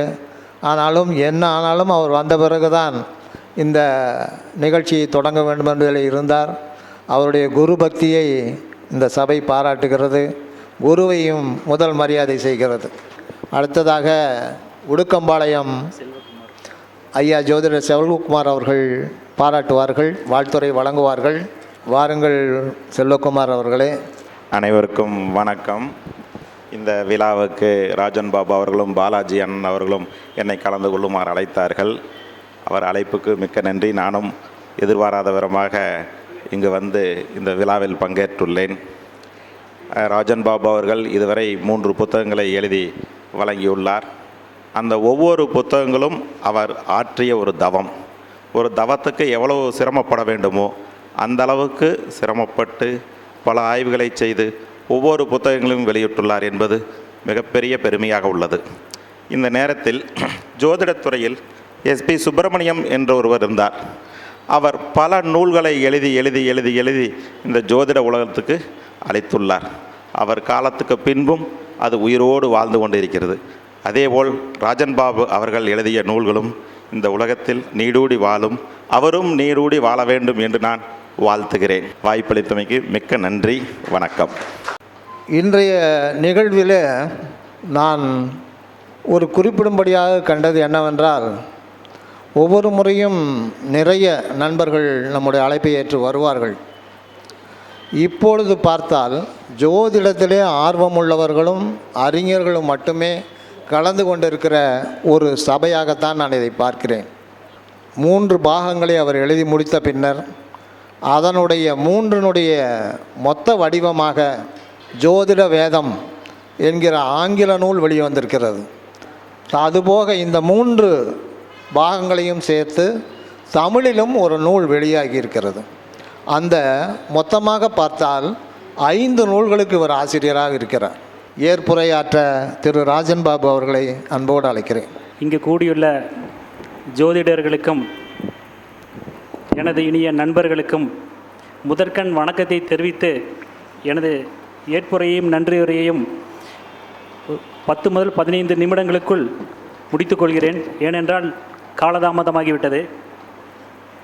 முதல்ல இந்த ஜோதிட அமுதம் பாகம் 3 நூல் வெளியிடுவதற்கு முன்னாடி காட்பாடியைச் சேர்ந்த நண்பரும் ஜோதிடருமான MS மணி அவர்கள் அந்த கோரிக்கையை ஏற்றுதான் இப்போ இருக்கிற ஜோதிட அமுதம் பாகம் 3னுடைய அட்டை வந்து க்ரீன் கலரில் தயார் செய்யப்பட்டது. அவர் அதோடு முடியாமல் வேறொரு கோரிக்கையை வச்சார். அது சின்ன கோரிக்கையில் கடினமான கோரிக்கை. என்ன அப்படின்னா, சார் நிறைய பேர் ஜோதிடத்தில் நிறைய டாபிக் டிஸ்கஸ் பண்ணுறாங்க. திருநங்கை அப்படிங்கிற தலைப்பில் யாரும் டிஸ்கஸ் பண்ணலை. நீங்கள் எல்லாமே ரூலாக சொல்கிறீங்க. அதற்கு ஒரு ரூல் ஃப்ரேம் பண்ணி கொடுக்க முடியுமான்னு கேட்டார். கண்டிப்பாக முடியும். ஆனால் என்கிட்ட ஒரு ஜாதகம் கூட திருநங்கை ஜாதகம் இல்லை, கிடைச்சா நான் ட்ரை பண்ணுறேன் அப்படின்னு சொல்லியிருந்தேன். நான் என்னுடைய குருநாதரை கேட்கும்போது அவர் வந்து ஒரு என்சைக்ளோபீடியா எல்லா தலைப்புகள்லேயும் ஒரு 500 ஜாதகம், அதாவது 5000 6000 ஜாதகம் வச்சுருக்காரு. எந்த தலைப்பு கேட்டாலும் அதிலிருந்து கொஞ்சம் எடுத்து கொடுப்பார் என்னுடைய ரிசர்ச்சுக்கு. பட் இந்த ஒரு தலைப்பு மட்டும் இந்த 25-30 ஆண்டுகள் அவர் ஜோதிடம் பார்த்ததில் ஒரு திருநங்கையோட என்னிடம் ஜாதகம் பார்க்கல, எங்கிட்ட ஜாதகம் இல்லைன்ட்டார். இந்த விஷயத்தை மணி சார்கிட்ட சொன்னேன். சார் இந்த மாதிரி கிடைக்கல, என்ன பண்ணுறதுக்கும் போது நான் கலெக்ட் பண்ணி தரேங்க அப்படின்னாரு. எப்படி கலெக்ட் பண்ணாருன்னா, தெருவில் போகிற ஒவ்வொரு திருநங்கையும் சந்தித்து கேட்பார். வேலூர் காட்பாடியில் கேட்குறாரு, நான் வந்து டேட் ஆஃப் பர்த் இருக்குது, பட்டு எங்கள் தலைவியை கேட்டுட்டு தரேன்னு சொல்லியிருக்காங்க, நீங்கள் யாரையோ கேட்டுட்டு கொடுங்கன்னு சொல்லி ஃபோன் நம்பரை வாங்கிட்டு ஃபாலோ பண்ணி ஒவ்வொரு ஜாதகமாக கிட்டத்தட்ட 16-17 திருநங்கைகள் ஜாதகத்தை கலெக்ட் பண்ணி கொடுத்தாரு. ஏன்னா எனக்கு இது வேணும்னு கேட்குறது இங்கே இருக்கிற நீங்கள் கூட கேட்கலாம், யார் வேணாலும் கேட்கலாம், ஒரு தலைப்பில் ரிசர்ச் பண்ணி கொடுங்க அப்படின்ட்டு. இங்கே இருக்கிற என்னுடைய மாணவர் கிருஷ்ணமூர்த்தி சொல்லியிருக்கார், ஸ்போர்ட்ஸ் மேன் ஆகணும்னா என்ன ரூல், எனக்கு ஜாதகம்லாம் கலெக்ட் பண்ணி கொடுங்கன்னு கேட்டேன், கலெக்ட் பண்ணி கொடுத்துட்டார். விஷகடி பாம்பு கடிக்கிறதுக்கான ரூல் என்னென்னு கேட்குறாரு, எங்கிட்ட ஜாதகம் இல்லை, கலெக்ட் பண்ணி கொடுங்கன்னா 6 ஜாதகம் கலெக்ட் பண்ணி கொடுத்தார். அந்த மாதிரி அந்த திருநங்கைக்கான ஜாதகங்களை கலெக்ட் பண்ணி கொடுத்தாரு. அவருடைய விருப்பத்தையும் கோரிக்கையும் ஏற்று திருநங்கைக்கான ரூலை கண்டுபிடிக்கிறேன். முதல்ல வந்து ஒரு 12 ரூல் எல்லா ஜாதகத்துக்கும் பொருந்துச்சு. என்னடா இது 12 ரூல்லையே முடிஞ்சிருச்சா அப்படின்னு எனக்கு தெரிஞ்ச ஒருத்தர் ஜாதகத்தில் பார்க்குறேன். அவர் கல்யாணமாகி குழந்தைகள் பெற்றவர், அவருக்கும் அந்த 12 ரூல் பொருந்தி வந்தது. அப்போது இதை விட வேறு ஏதோ ஒரு விஷயம் இன்க்ளூட் ஆகுது. அப்போ என்னவா இருக்குன்னு மறுபடியும் 15 ஜாதகத்தை தூக்கி போட்டு மறுபடியும் ஆராய்ச்சி பண்ணும்போது அந்த 12 ரூலோட குழந்தை பாக்கியம் இல்லாத ஜாதகம்னு சொல்லிட்டு நான் முதல் நூலில் எழுதியிருக்கேன். அந்த பாயிண்ட்டையும் இந்த 12ஐயும் சேர்த்துனா, அதாவது 12+6 18 ரூல் இருந்தால் அது திருநங்கையாக ஜாதகம் சரின்னு சொல்லிட்டு இது அவர்கிட்ட சொல்லிவிட்டு இந்த புக்கில் எழுதிட்டேன். எழுதி முடிச்சுட்டு நான் வந்து ஒரு நாள் திருநெல்வேலி போய் அங்கேருந்து பாபநாசம் போகிறேன். பஸ்ஸில் போகும்போது பக்கத்தில் ஒரு திருநங்கை வந்து உட்கார்றாங்க. இது வரைக்கும் நம்ம திருநங்கையோட நான் வந்து பேசுகிற வாய்ப்போ அல்லது பழகிற வாய்ப்போ பக்கத்தில் உட்காந்து ட்ராவல் பண்ணுற வாய்ப்போ வரல. இறைவன் பாருங்கள் எப்படின்னா அந்த ரூலை கண்டுபிடிச்சிருக்கேன். அப்போ தான் வந்து என்ன பண்ணுறாரு, அந்த திருநங்கை வந்து இப்போ உட்காடுறாங்க. நான் வந்து அது பெருசாக எடுத்துக்கல, ஏன்னா கடவுள் ஏதோ ஒரு காரணத்துக்காக பக்கத்தில் உட்கார வைக்கிறாங்க. ஏம்மா உங்களுக்கு நான் டிக்கெட் எடுத்துக்கிட்டுங்களாமல் கேட்குறேன். ஏன்னா அவங்க வந்து எல்லாத்துக்கிட்டையும் கையில் காசு கேட்பாங்க. ட்ரெயினில் போகும்போது பஸ்ஸில் போகும்போது தலையை தொட்டு ஆசீர்வாதம் பண்ணுவாங்க. எடுத்துக்கங்க அப்படின்னாங்க. வாங்க நான் வந்து டிக்கெட் எடுத்துட்டேன். அவங்களுக்கு எங்கேருந்து திருநெல்வேலியிலேருந்து பாபநாசம் வரைக்கும் ஒரு கொஞ்சம் நேரம் ட்ராவல் பண்ணியாச்சு. அவங்க தூங்குறாங்க, என் மேலே தலையை வச்சு தூங்குறாங்க. சரி தூங்கிட்டு எவ்வளோ நேரம் தூங்குவாங்களோ தூங்கிட்டு அதுக்கப்புறம் ஒரு கேள்வி கேட்போமே அப்படின்ட்டு கொஞ்ச நேரம் வெயிட் பண்ணேன். முழிச்சதுக்கப்புறம் கேட்டேன், உங்கள் பிறந்த தேதி ஜாதகம் ஏதாவது இருக்கான்னு. எனக்கு பிறந்த தேதி தெரியும், ஜாதகம் இல்லை. அப்போ ஏதாவது டைம் ஏதாவது தெரியுமா? நான் காலையில் பிறந்தேன்னு எங்கள் அம்மா சொன்னாங்கன்னா அவங்க சொல்கிறாங்க. அப்போவே அதை வந்து என்ன பண்ணுறேன்னா நோட் பண்ணி வச்சுட்டேன். அதுக்கப்புறம் அந்த ஃபங்க்ஷன் முடிச்சு, நான் போன ஃபங்க்ஷன் முடிச்சு ரிட்டர்ன் வரும்போது ஆர்வம் தாங்கலை. என்னுடைய ஆஸ்ட்ரோசேஜ் சாஃப்ட்வேரில் இவங்க சொல்லியிருக்கிற டேட்டு கரெக்டு, மார்னிங்னு சொல்கிறாங்க. மார்னிங்னு என்ன மீறி போனால் 2 லக்னம் வரும் அல்லது 3 லக்னம் வரும். 5 மணிலேருந்து 8 மணி 9 மணிக்குள்ளே 3 லக்னத்தையும் போட்டு ஒன்றுன்னா அந்த 18 ரூலையும் செக் பண்ணுறேன். கரெக்டாக ஏர்லி மார்னிங் 5:55 AM அந்த திருநங்கையினுடைய பர்த் டைமுக்கு நான் கண்டுபிடிச்ச 18 விதி மேட்ச் ஆச்சு. அப்போ வந்து சரி, ஒரு ரூல் 2 இல்லை 18 ரூலும் இவங்களுக்கு. நான் எப்படிங்க நானே டெஸ்ட் பண்ணுறேன். முதல்ல நம்ம ஒரு ஆராய்ச்சி பண்ணுறோம் இல்லையா, சயின்டிஸ்ட்டு எதில் சிம்பன்சிலையோ அல்லது ஏதாவது குரங்குலையோ செக் பண்ணுற மாதிரி நான் செக் பண்ணணும். அப்போ தான் இது வெளியில் சொல்லணுங்கிறக்க பார்க்கும்போது அது அவ்வளோ அக்யூரேட்டாக வந்தது. அதே மாதிரி கோபிச்செட்டிப்பாளையத்துலேருந்து வெங்கடசாமி அப்படிங்கிறவர் ஃபோன் பண்ணுறாரு. சார் நீங்கள் சொன்ன ஒரு விஷயம் வந்து ரொம்ப அக்யூரேட்டாக நடந்திருக்கு அப்படின்னாரு. என்ன விஷயம் சொல்லியிருக்கேங்க? நீங்கள் வந்து IAS பாஸ் பண்ணுறதுக்கான ரூல் சொல்லியிருக்கீங்க. ரூல் கண்டுபிடிச்சிருக்கேன், புக்லேயே பப்ளிஷ் பண்ணலையே அப்படின்னா. இல்லை பீலா ராஜேஷ் அவர்களுடைய ஒரு யூடியூப் வீடியோ அவங்கள பற்றி போட்டிருந்தேன். அதில் அவங்க டாக்டர் ஆகிறதுக்கு என்ன காரணம், லவ் மேரேஜ் பண்ணுறதுக்கு என்ன காரணம், IAS பாஸ் பண்ணுறதுக்கு என்ன காரணம், டைவர்ஸ் ஆகிறதுக்கு என்ன காரணம், கேன்சர் வந்து இறக்கிறதுக்கு என்ன காரணம், 5 போர்ஷனையும் தனித்தனியாக போட்டு ஒரு 1/2 hour வீடியோ போட்டிருந்தேன். அதில் IAS ஆகிறதுக்கான ரூல் என்னென்னா ஒரு போர்ஷனாக போட்டிருந்தேன். அதை எடுத்து அவங்க வீட்டுக்கு பக்கத்தில் ஒரு தம்பி வந்து ஒரு IAS படிச்சுட்டு இருக்கிறாரு. அவர் ஜாதகம் வாங்கி பார்க்கும்போது இந்த நான் கண்டுபிடிச்சி யூடியூப்பில் போட்டிருந்தேன். அதாவது பீலா ராஜேஷ் IAS அவர்களுடைய வீடியோவில் போட்டிருந்த அந்த ரூல் எல்லாம் அந்த பையனுக்கு செக் பண்ணி பார்க்குறாரு. ரிசல்ட் வந்தது இந்த கடந்தாண்டு. இப்போ நடப்பில் அவர் IAS செலக்ட் ஆகி இப்போ வந்து டெஹ்ராடூனில் வந்து அவர் ட்ரைனிங்கில் இருக்கார். இந்த விஷயத்தை அவர் சொன்னார். இப்போ தான் அந்த புக்கில் இருக்கிறது இந்த 3வது பாகத்தில் தான் அது இருக்குது. இது வந்து பார்க்கும்போது எனக்கு ரொம்ப மகிழ்ச்சியாக இருந்தது. இது நம்பிக்கையை விட்றக்காக இல்லை, இவர் ஆவாரா ஆக மாட்டாரா. இதுக்கு ஒரு இன்னொரு எக்ஸாம்பிள், இந்த 3வது வால்யூம் பிரிண்டிங்கு கொடுக்குறதுக்கு சென்னை போயிருந்தேன். ட்ரெயினில் பக்கத்தில் ஒருத்தர் உட்காந்துட்டு வந்தார். பேசிட்டு வரும்போது நீங்கள் என்ன பண்ணுறீங்கன்னு கேட்குறேன். சார் என்னுடைய லைஃப் ரொம்ப சோகமானதுன்னு ஆரம்பிக்கிறாரு. என்னென்னு கேட்குறேன். அப்போ தான் சொல்கிறாரு, நான் 7 முறை IAS எக்ஸாம் எழுதி வெற்றி அடையவில்லை அப்படிங்கிறாரு.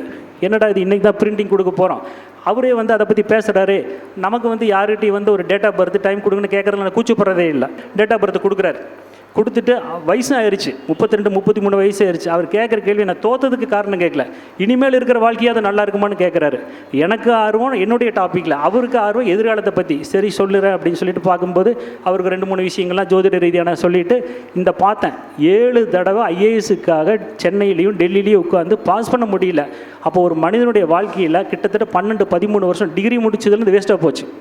அப்போ இவருக்கு இல்லைங்கிறது முதலையே தெரிஞ்சால் 13 வருஷம் வேஸ்ட் ஆகிருக்காது. இதனால் என்ன பெரிய பிரச்சனை ஆயிடுச்சு, லேட் ஆயிடுச்சு, வயசாயிருச்சு. வீட்டில் அப்பா திட்டுறாரு, நீ எதுக்குமே உருப்படி இல்லை அப்படின்னு. வயசானவருக்கு இப்போ நல்ல வயசில் சின்ன பிலோ 30 நல்ல வேலையில் இருக்கிறவங்க பொண்ணு கிடைக்கிறதில்ல, எபோ 30 இப்போ அது வேறு பிரச்சனை ஓடிட்டு இருக்குது. அப்போ தான் நான் சொன்னேன், உங்களுக்கு நிச்சயமாக திருமணம் நடைபெறும், ஆனால் வயசு மூத்த பொண்ணாக இருக்கும் அப்படின்னா. சார் அப்படி இருந்தாலும் பரவாயில்லன்னு எங்கள் அப்பா கிட்ட சொல்லியிருக்கிறேன் அப்படிங்கிறாரு. 2வது சரி, அப்போ வயசு மூத்த பொண்ணுன்னு சொல்கிறதுக்கு என்ன ரூல், அதை கண்டுபிடிச்சிருக்கேன். மறுபடியும் இப்போ நம்ம அதை பற்றி பேசுவோம். இது மாதிரி இது ஒரு எக்ஸாம்பிள். அடுத்தது வந்து என்னுடைய யூடியூப் கமெண்டில் அவர் சொல்கிறாரு, டாக்டரை பற்றிலாம் போடுறோம். அப்புறம் என்ன சொல்கிறார், அவர் CA படிச்சுட்டு இருக்கிறாரு. நான் CA படிச்சுட்டு இருக்கேங்க சார், நீங்கள் எல்லா டாப்பிக்லையும் கவர் பண்ணுறீங்க, என்ன ரூலுன்னு சொல்லி. CA பாஸ் பண்ணுறதுக்கு என்ன ரூலுன்னு என்ன கேட்குறாரு. எனக்கு இன்றைக்கி தேதிக்கு தெரியாது. CA படித்து பாஸ் பண்ணவங்களுடைய ஜாதகம் ஒரு 10 அல்லது 15 இருந்தால் கொடுங்க அப்படின்னு அவர்கிட்ட கோரிக்கையை வச்சுட்டு எங்கள் ஆடிட்டர் வந்திருக்காரு. அவங்க பொண்ணு CA பாஸ் பண்ணியிருக்காங்க. அவங்க ஜாதகம் ஒன்று தாங்க இருக்குது. இருந்தாலும் அவர்கிட்ட கேட்குறேன் நான், சார் ஏதாவது CA பாஸ் பண்ணவங்க ஜாதகம் இருந்தால் கொடுங்க அப்படின்னு. என்னுடைய பொண்ணோடது இருக்குது, அது உங்கள்கிட்ட இருக்குன்னு யூஸ் பண்ணிக்கோங்க, வேறு ஏதாவது கிடைச்சா கொடுக்குறேன்னு சொல்கிறாரு. இதுக்கு இடையில என்ன பண்ணுன்னா, MS மணி அவர்கள் இதை பற்றி பேசும்போது நான் கலெக்ட் பண்ணி தரேன் அப்படின்னு சொல்லி. எப்படி சார் கலெக்ட் பண்ணுவீங்க? ஒன்றும் இல்லைங்க, ஒரு மேட்ரிமோனி குரூப்பில் என் பேர் இன்க்ளூட் ஆகிருக்கு. கல்யாணத்துக்கு வரன் தேடுற பெண்கள் ஆண்கள் படிப்பு போட்டிருப்பாங்க பேருக்கு பின்னாடி, அதை வச்சு டேட்டா எடுத்து தரேன்னு சொல்லி சொன்ன மாதிரி எனக்கு ஒரு 10-13 ஜாதகம் கலெக்ட் பண்ணி கொடுத்தாரு. அதை வச்சு ஸ்டடி பண்ணி கம்பேர் பண்ணி ரூல் எடுத்தாச்சு, CA பாஸ் பண்ணவங்க ரூலை. புக்கில் பிரிண்ட் ஆகலை. அந்த டைமில் சென்னையிலேருந்து நமச்சிவாயம் அப்படின்னு சொல்லிட்டு ஒருத்தர் என்ன பண்ணுறாரு, என்னட்ட கேட்குறாரு, எனக்கு 2 பொண்ணு இருக்காங்க, மூத்த பொண்ணு 32 வயசு ஆச்சு, சிஏவுக்காக படிச்சுட்டே இருக்காங்க, இன்னும் ஃபைனல் கம்ப்ளீட் பண்ணல, சின்ன பொண்ணு இப்போ தான் என்ட்ரு ஆகிருக்கிறா அப்படின்னு சொல்கிறாரு. 2 பேர் ஜாதகத்தையும் பார்த்துட்டு, சார் தப்பாக எடுத்துக்காதீங்க, உங்கள் சின்ன பொண்ணு முதல்ல சிஏ பாஸ் பண்ணிடும், லேட்டாக என்ட்ரு ஆகுறாங்க, ஃபஸ்ட்டில் பாஸ் பண்ணிடுவாங்க. என்ன சார் இப்படி சொல்கிறீங்க, என் பொண்ணு இவ்வளோ வருஷமாக படிக்கிற, இப்போ இவ தான் வந்திருக்கிறா, இப்போ தான் இவ வந்திருக்கா, எப்படி சொல்கிறீங்களே அப்படிங்கும்போது ஜாதகத்தில் சிஏ பாஸ் பண்ணுறதுக்கான ரூல் கண்டுபிடிச்சும் பாருங்கள், அதை வச்சு சொல்கிறேன். அப்புறம் 2 பேருக்குமே ரூல் இருக்குது, அக்காவுக்கும் தங்கச்சிக்கு இருக்குது. இதில் யார் முதல்ல வருவாங்க இதை சொல்கிறதுக்கு திசா புத்தியை வச்சு எடுக்கும்போது 10ஆம் இடம் சம்மந்தப்படுது. இந்த புத்தி நவம்பர் மாதத்துக்கு மேலே 2025 நவம்பருக்கு மேலே அவங்க பாஸ் பண்ணுவாங்க. கரெக்டாக அப்போ தான் ரிசல்ட் வருது. ரிசல்ட் வரும்போது என் பொண்ணு பாஸ் ஆகிருச்சுன்னு சொல்லி எனக்கு ஃபோன் பண்ணி சொல்கிறாரு. அதாவது இப்போ நமக்கு அதை பற்றிலாம் தெரியாது, அதில் விழுந்து தோத்தவனுக்கு தான் அதனுடைய வலியும் வேதனையும் காலம் போனதும் செலவானதும் தெரியும், அல்லது முயற்சி எடுக்கிறவனுக்கு தான் தெரியும். அப்போ சிஏ பாஸ் பண்ணுறதுக்கான ரூலு அவங்களுக்கு மேட்ச் ஆகுது. அம்மாவும் மகனும் என்கிட்ட ஜாதகம் பார்க்க வராங்க. அவங்க அக்காவுக்கு 32 வயசு பக்கம் ஆகுது. நீங்கள் இந்த மாதத்தில் உங்களுக்கு கல்யாணம் நிச்சயமாக அல்லது கல்யாணம் நடக்குங்கிறேன். கரெக்டாக அதே மாதிரி நடந்துருச்சு. இது சொல்லி 2 வருஷத்துக்கு முன்னாடி சொன்னது இப்போ தான் நடந்திருக்கு. 2025 ஜூனில் நடந்திருக்கு. ஒரு 3 மாதம் கழிச்சு அம்மாவும் மகனும் வர்றாங்க. ஒன்றுமே பேசலை, ஜாதகம் கொடுக்குறாங்க. யதார்த்தமாக ஜோதிடம்ங்கிறதுல பாதி வித்தை, பாதி மதியுகம், சைக்காலஜி. அக்காவுக்கு கல்யாணம் ஆயிடுச்சு, லைன் கிளியர் ஆயிடுச்சு, பையனுக்கு ஜாதகம் பார்க்க வந்திருப்பீங்க, கல்யாணத்தை பற்றி கேட்பீங்கன்னு நாங்கள் சொல்கிறேன். அவங்க ஒன்றுமே பேசலை, ஜாதகத்தை கொடுத்துட்டு உட்காந்துட்டாங்க. இப்போ தான் சிக்கல் வரும். ஜாதகத்தை சொல்ல சொல்ல கூடயே பேசிட்டு வருவாங்க, நம்ம கொஞ்சம் பொறுக்கலாம். சிலர் வந்து ஒன்றுமே பேசாமல் உட்காந்துக்குவான், சரியாக இருந்தாலும் உம்முன்னு உட்காந்துக்குவான், தப்பாக இருந்தாலும் உம்முன்னு உட்காந்துக்குவான். நீங்கள் சொல்கிறது சரியாக தப்பான்னு தெரியாது. சில ஜோதிடர் கோவம் வந்துடும், ஏன் நான் பாட்டில் பேசிகிட்டு இருக்கேன், நீ உட்காந்துட்டு இருக்க, சரின்னா சரின்னு சொல்லு, நான் கேட்க வந்திருக்கேன், நீங்கள் சொல்லுங்கள் முதல்ல. இவன் பேசுகிறதுல கோவம் வந்து எழுந்திரிச்சு போயிடுவாங்க. ஏன்னா அங்கே குழு கிடைக்கலன்னா பதில் சொல்ல முடியாது.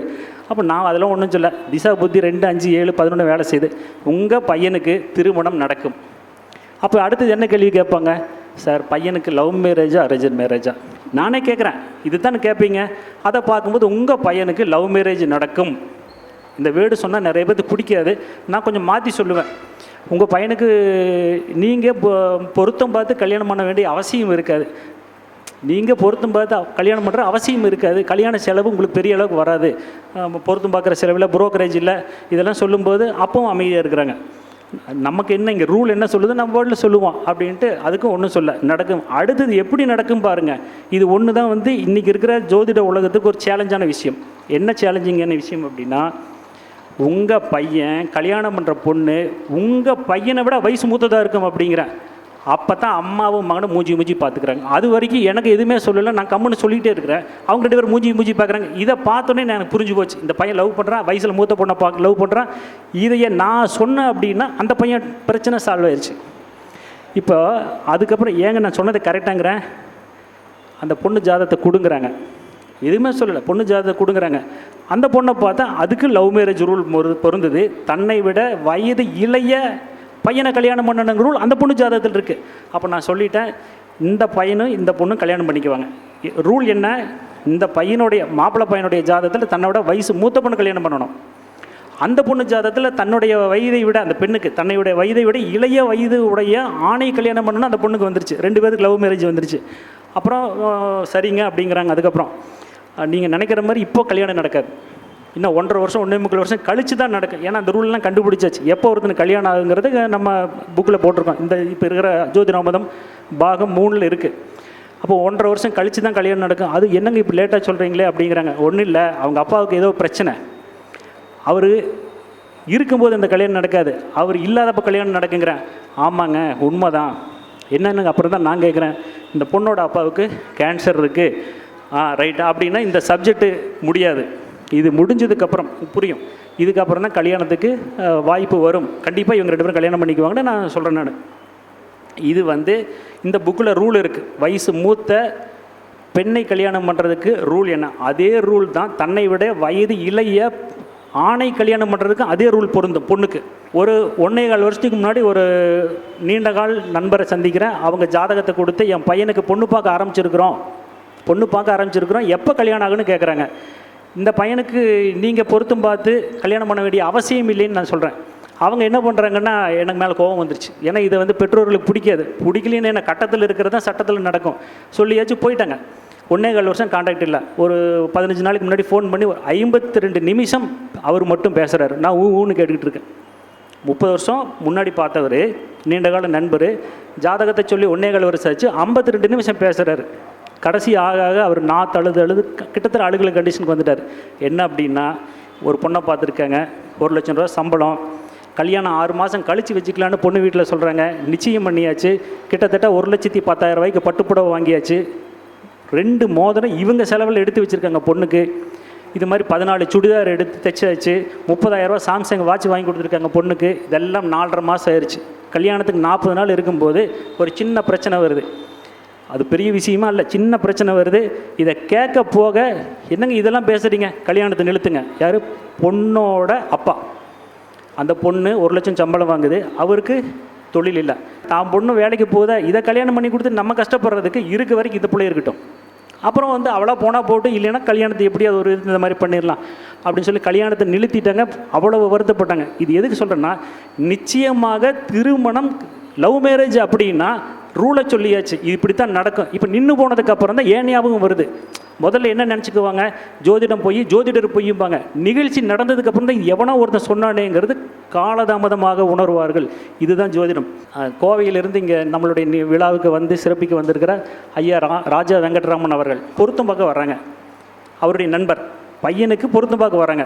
ஒரு எக்ஸாம்பிள் வந்து சுரேஷன் வச்சுங்க, சுரேஷன் வச்சுங்க. சுரேஷுக்கு பொருத்தம் பார்க்க வராங்க. இவர் பார்க்குறாரு, என்னப்பா நீ, இந்த பொண்ணு ஏற்கனவே கல்யாணம் ஆகி டைவர்ஸ் ஆகிருக்கும் போல இருக்குது, உன் பையனுக்கு முதல் பொண்ணாக பார்க்குறீங்க. இல்லை, உண்மைதான், இது வந்து இந்த பொண்ணு ஏற்கனவே கல்யாணமாகி விவாகரத்தான பொண்ணு, பொருத்தம் இருக்கிறதுன்னு எழுதி கொடுத்தாச்சு. இவர் மெசேஜ் கொடுக்குறாரு, ஏப்பா போனது என்னாச்சுன்னு. போனப்பா ஒன்றும் சரியில்லை. என்னாச்சு, பொருத்தம் இருக்குதுன்னு சொன்னேன்னு என்னாச்சு? இல்லை, அந்த பொண்ணு வந்து திருநங்கை, இதை ஏமாற்றி முதல் திருமணத்தை பண்ணிட்டாங்க. அந்த திருமணத்துக்கு பிறகு விஷயம் தெரிஞ்சு அது விவாகரத்தாகுது. அவர்கிட்ட ஜாதகம் இருக்குது, ரூல் எங்கிட்ட இருக்குது. ஏன்னா ரூல் அவருக்கு தெரியாது. நான் சொல்கிறேன் ஒன்றுன்னா பாருங்களேன். ரூல் என்ன அப்படின்னா, லக்னத்துக்கும் 5ஆம் வீட்டுக்கும் 9ஆம் வீட்டுக்கும் 1, 5, 9 சனி புதன் கேது மாந்தி, சனி புதன் கேது மாந்தி 1, 5, 9 தொடர்பு இருக்கும் சார், வருது அப்படின்னாரு. குழந்தை பாக்கியம் இல்லாததுக்கான ரூல் எல்லாம் உங்ககிட்ட புக்கில் இருக்குல்ல, அதை அப்படியே செக் பண்ணுங்கண்ணே. ஒன்றா பார்த்தார், 18 விதி. ஒரு திருநங்கை பிறக்கிறதுக்கு 18 விதி, ஐஏஎஸ் பாஸ் பண்ணுறதுக்கு 16 விதி. அப்போது ஒருத்தர் ஒரு சொசைட்டியில் எவ்வளவு பெரிய உயர்வான இடத்துக்கு போகிறாங்க, இன்னொருத்தங்க சொசைட்டியில் எந்த இடத்துல இருக்கிறாங்க, ரெண்டுமே கிரகம் கொடுத்தது. நான் பாஸ் பண்ணிட்டேன்னு ஒருத்தங்க ஐஏஎஸ் பாஸ் பண்ணிவிட்டேன், சிவில் சர்வீஸ் பாஸ் பண்ணிட்டேன்னு அவங்க காலரை தூக்கிக்கலாம். ஏன்னா கிரகங்களை பற்றி தெரியாதவங்க காலரை தூக்கிவாங்க. அதே சமயம் ஒரு ஜோதிடருக்கு அப்போது ஒருத்தர் வந்து நம்ம சாதாரணமாக நினச்சிக்கிறோம், கடவுள் கொடுத்தது 16 விதி கொடுக்கறது பெருசா, 18 விதி கொடுக்கறது பெருசா? 18 பெருசு. ஆனால் அவங்கள எங்கே நிற்க வச்சுருக்காங்க? அப்போ நம்ம ஒருத்தரை ஒதுக்குறதோ ஏற்றுக்கொள்வதோ புகழ்வதோ இதெல்லாம் வந்து கிரகங்களால் நடப்பதே ஒழிய நம்மளால் நடக்கிறது இல்லைங்கிறத நம்ம வந்து முதல்ல உணர்ந்திருக்கணும். ஒரே ஒரு விஷயம், என்னுடைய நண்பர் திரு விக்ரமன் ஒரு 10 நாளைக்கு முன்னாடி ஒரு பொருத்தம் பார்க்கணுங்கிறாரு. நான் பொருத்தம் பார்க்குறது இல்லைங்க, பொண்ணு ஜாதகம் நல்லா இருக்கா பார்த்து சொல்கிறேன் அப்படின்னா. அவருக்கு அதை பற்றி தெரியாது, இருந்தாலும் ஜாதகம் கொடுத்தாரு. பார்த்துட்டு, இந்த பெண்ணை திருமணம் செய்பவர் இளமையில் இறந்து விடுவார், இந்த பெண்ணுக்கு இளமையில் விதவையாகும் யோகம் உள்ளது. எல்லாருக்கும் தெரியும், ஜோதிடம் தெரிஞ்சவங்களுக்கு, சூரியன் செவ்வாய் சேர்ந்து இருந்தால் அது இளமையில் விதவைன்னு. அப்படி இல்லாத ஜாதகம் நிறையா பார்த்ததுக்கு அப்புறம் தான் இளமையில் விதவைக்கு வேறு ரூல் இருக்குதுன்னு சொல்லி நான் கண்டுபிடிச்சேன். அது என்னுடைய நண்பர் கொடுத்த ஜாதகத்தில், அந்த பொண்ணு ஜாதகத்தில் அப்படி இருக்குது, அதனால் இது வேண்டாம் அப்படின்னு அவர்கிட்ட சொல்கிறேன். இருந்தாலும் எங்கிட்ட ஜோதிடம் படித்த விதத்தில் கிருஷ்ணமூர்த்தி கிட்ட ஒரு தடவை நம்ம இதுக்கு அவர் என்ன ஒப்பீனியன் கொடுக்குறாருன்னு பார்க்கலாம். அவர்கிட்ட ஒரு மெசேஜ் அனுப்புகிறேன், 7ஆம் இடம் சம்பந்தமானது மட்டும் சுருக்கமாக சொல்லுங்க, 2 வார்த்தை மெசேஜ் அனுப்புகிறேன். 5 நிமிஷத்தில் சொல்கிறார், இளமையில் விதவையாகும் யோகம் உள்ளது, அவ்வளோதான். இதை வந்து கூட இருக்கிறப்பவே அவர் என்னுடைய நண்பர் ஜாதகத்தை கொடுத்துட்டு கூட இருக்கிறாரு, அவர்கிட்ட காமிக்கிறேன், நான் சொன்னதே தான். ஏன்னா நாங்கள் 2 பேரும் வேறு எங்கேயும் பேசிக்கல, ஜாதகம் அப்போ தான் பார்க்குறோம். அவர்கிட்ட கொடுத்துன்னு அவரும் ப்ரிடிக்ஷன் சேமாக கொடுக்குறாரு. அப்போ இதிலிருந்து ஒரு விஷயம் இப்போ உலகத்துக்கு என்ன சொல்ல விரும்புகிறேன் அப்படின்னா, ஆடிட்டர் சார் அடிக்கடி கேட்பார், சார் ஒரு பொருத்தம் பார்க்க போகிறோம், பாலாஜி சார் வந்து அருமையாக இருக்குதுன்ட்டார், எதுக்கு செகண்ட் ஒப்பீனியன் போகலாம். போகும்போது இன்னொரு உடுக்கும்பாளையம் செல்வகுமார் என்னங்கிறாரு, சார் ஒரு 50-50 ஓகே சார் அப்படிங்கிறார். என்னடா இவர் இப்படி சொல்கிறார், அவர் அப்படி சொல்கிறாரு, சரி நம்ம முத்துசாமி ஐயாவை பார்ப்போம் அப்படிங்கிறார். சார் இது பொருத்தம் அவ்வளோ சிறப்பு இல்லைங்க, நீங்கள் வேறு பாருங்கள்.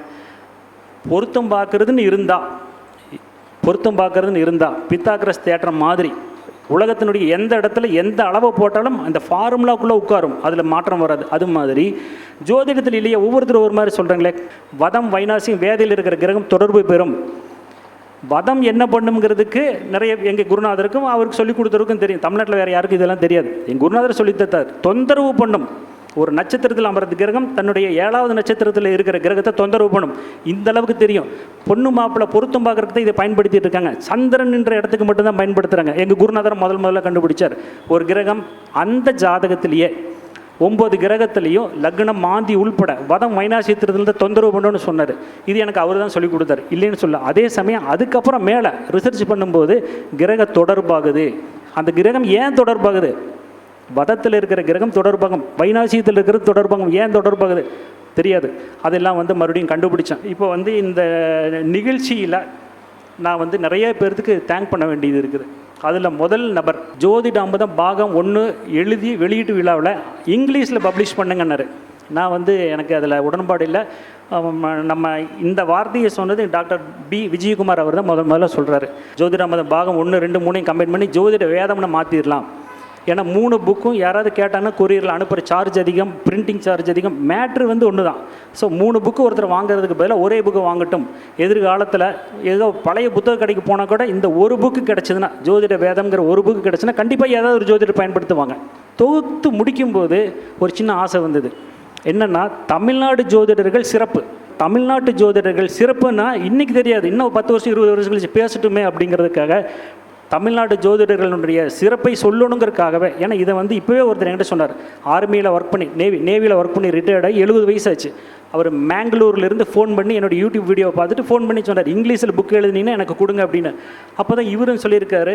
அப்போ நான் தமிழ்நாடு ஜோதிடர் பெஸ்ட்டுன்னு அவர் சொல்லியிருக்கார், அந்த அவர் மேங்களூரில் இருக்கிறவர். சரி, அந்த முயற்சி செய்வோமேன்னு சொல்லிட்டு பி விஜயகுமார் சொன்னதுனால என்ன பண்ணுறேன், முதல்ல ஜோதிட வேதம் புக்கினுடைய பிடிஎஃப்பை தூக்கி கூகுள் டிரான்ஸ்லேட்டரில் போட்டு மாற்றி பார்க்குறேன். கண்டென்ட் கிடைக்குது. பட் 50% சரி, 50% தப்பு. அதுக்கப்புறம் அதை சரி பண்ணணும். அப்புறம் என்னுடைய ஒரு நண்பர், இன்றைக்கி அவருக்கு உடம்பு சரியில்லை வரல, கண்ணன் அப்படின்னு ஒரு சாஃப்ட்வேர் இன்ஜினியர். சார், நார்த் இந்தியாவில் இருக்கிறவங்களுக்கு நம்ம 12 கட்டம் இருக்கிற ஜோதிடம், அதாவது பர்த் சார்ட்டு அவங்க ஸ்டைல் இல்லை. அவங்க டைமண்ட் சார்ட்டு, நார்த் இந்தியாவில் யூஸ் பண்ணுற பர்த் சார்ட், டைமண்ட் சார்ட்டு, அதையும் இன்க்ளூடு பண்ணுங்கள். இந்த புக்கு நம்ம ஸ்டைலில் இருந்தால் தமிழ்நாட்டில் யூஸ் பண்ணுற ராசி கட்டத்தினுடைய வடிவத்திலேருந்து அவங்களுக்கு புரியாது அப்படிங்கிறாரு. அப்போ அதுக்கு ஒரு யோசனை சொல்கிறாரு. பெருத்த முயற்சிக்கு பிறகு அந்த வடிவத்தை எடுத்தாச்சு. அப்போது நார்த் இந்தியாக்காரன் மட்டும் பயன்படுத்தலாம், இங்கிலீஷ்காரனுக்கு புரியாது அப்படிங்கிறதுனால இங்கிலீஷ்லேயும் ஜாதகம் இருக்கும். இப்போ இருக்கிற ஜோதிட வேதம் ஆங்கிலத்தில் சார்ட் இங்கிலீஷ்லேயும் இருக்கும், நார்த் இந்தியன் டைமண்ட் சார்ட் இருக்கும், எக்ஸ்ப்ளனேஷன் இங்கிலீஷில் இருக்கும். எக்ஸ்ப்ளனேஷனில் இருக்கிறதெல்லாம் தப்பு, பாதி சரி பாதி தவறு. சரி பண்ணணும். கண்டென்ட் சரியாக இருந்து அதனுடைய லாங்குவேஜ் சரியில்லைன்னா அசிங்கமாக போயிருமேன்ட்டு கண்ணன் அவர்களும் என்னுடைய மாணவர் கிருஷ்ணமூர்த்தி அவர் ஃபுல்லாக நார்த் இந்தியா ஸ்டைலில் தான் படிச்சிருக்காரு, ஆங்கிலத்தில் தான் ஜோதிடம் படிச்சிருக்காரு. படித்து பார்த்துட்டு இதெல்லாம் கரெக்ஷன் இப்படி பண்ணுங்கன்னு ஒரு சின்ன சஜஷன் கொடுத்தாரு. அப்படியே அக்செப்ட் பண்ணிட்டு முதல்ல ஒரு கரெக்ஷன் பண்ணிவிட்டு இந்த புக்கை எடுத்து பெங்களூரில் அவர் இருக்கிற இடத்துக்கு போய் ரயில்வே ஸ்டேஷனில் உட்காந்து 1 டே ஃபுல்லாக இந்த புக்கை கோத்ரூ பண்ணும்போது இத்தனை தப்பு இருக்குங்க சார், இதை மாற்றுங்க அப்படின்னு கரெக்ஷன் பண்ணி கொடுத்தாரு. அவர் சொல்கிற கரெக்ஷன்லாம் மறுபடியும் பொள்ளாச்சி உட்காந்து கரெக்ஷன் பண்ணி மறுபடியும் ஒரு தடவை பிரிண்ட் அவுட் போட்டாச்சு. அதை ஒரு தடவை தமிழ் வேதம், ஜோதிட வேதம் தமிழில் இருக்கிற கண்டென்ட்டும் ஜோதிட வேதம் ஆங்கிலத்தில் இருக்கிற கண்டென்ட்டும் சரியான பார்க்கணும். அப்போ எங்கள் தங்கச்சி ராணி அவர்கள் எங்கள் வீட்டுக்கு வந்திருந்தாங்க, ஒரு 2 டேஸ் வந்திருந்தாங்க. அப்போ தமிழ் புக்கில் இருக்கிற ஒவ்வொரு விதியையும் அவளை படிக்க சொல்லி ஆங்கிலத்தில் இருக்கிற நூலோட கம்பேர் பண்ணி பார்க்கும்போது எங்கெல்லாம் தவறு வந்ததுன்னா கிட்டத்தட்ட ஒரு 60 இடத்துல தவறு வந்தது, கண்டென்ட்டில் தவறு வந்தது. அதையெல்லாம் கரெக்ஷன் பண்ணி 15 நாளுக்கு முன்னாடி புக்கை பிரிண்ட்டுக்கு அனுப்பி இப்போ அது ஃபைனலாக இருக்குது. இந்த ட்ராவலிங்கில் ஒவ்வொரு நாளும் நான் என்ன பண்ணினேன் அப்படின்னு சொல்லிட்டு என்னுடைய நண்பர் வருவாய்த்துறையில் துணை வட்டாட்சியாக இருக்காங்க ஜி பிரகாஷ் அவர்கள், அவர் தேனி மாவட்டத்தை சார்ந்தவர். ஒவ்வொரு நாளும் இன்றைக்கி என்ன பண்ணீங்க ஸ்கூல் வாத்தியார் கேட்குற மாதிரி தடி தான் அவர் கையில் என்ன பண்ணீங்க சார், இது இப்படி பண்ணுங்க சார், நீங்கள் கைவிடாதீங்க, ஒரு நாள் இல்லைனாலும் ஒரு நாள் இந்த நூல் மிகச்சிறப்பான ஒரு வரவேற்பை பெறும் அப்படின்னு என்னை ஒவ்வொரு நாளும் ஊக்கப்படுத்தினார். அந்த ஊக்கப்படுத்தின பிரகாஷ் சார் அவர்களுக்கும் என்னுடைய மனமார்ந்த நன்றியை தெரிவித்துக் கொள்கிறேன். என்னுடைய அழைப்பை ஏற்று இந்நிகழ்ச்சியில் கலந்து கொண்ட அனைத்து எனது நண்பர்களுக்கும், எனது ஜோதிட நண்பர்களுக்கும், என் குருமார்களுக்கும், இந்த நிகழ்ச்சி நடத்துவதற்காக அனுமதி அளித்த லயன்ஸ் கிளப்பினுடைய பொறுப்பாளர்களுக்கும் நன்றியை கூறி எனது இந்த உரையை நிறைவு செய்கிறேன். நன்றி, வணக்கம். இந்த இனிய விழாவிற்கு வருகை தந்து சிறப்பித்த அனைவருக்கும் நன்றி. கற்றாரே காமுறுவர் என்பது போல் விஷயம் தெரிஞ்சவங்க நீங்கள் விஷயம் தெரிஞ்ச ஒருத்தர் உங்கள்கிட்ட விஷயங்களை பகிர்ந்துக்கிட்டாரு. உங்களுக்கு சேர வேண்டிய விஷயங்கள் சேர்ந்துருக்கும்னு நினைக்கிறேன். இங்கே வாழ்த்துறை வழங்குனீங்க, பொன்னாடைகள் போத்துனீங்க, மிகவும் சிறப்பு. வாழ்த்துறைகளில் பல கருத்துக்களை சொன்னீங்க, மிகவும் சிறப்பு. நன்றி.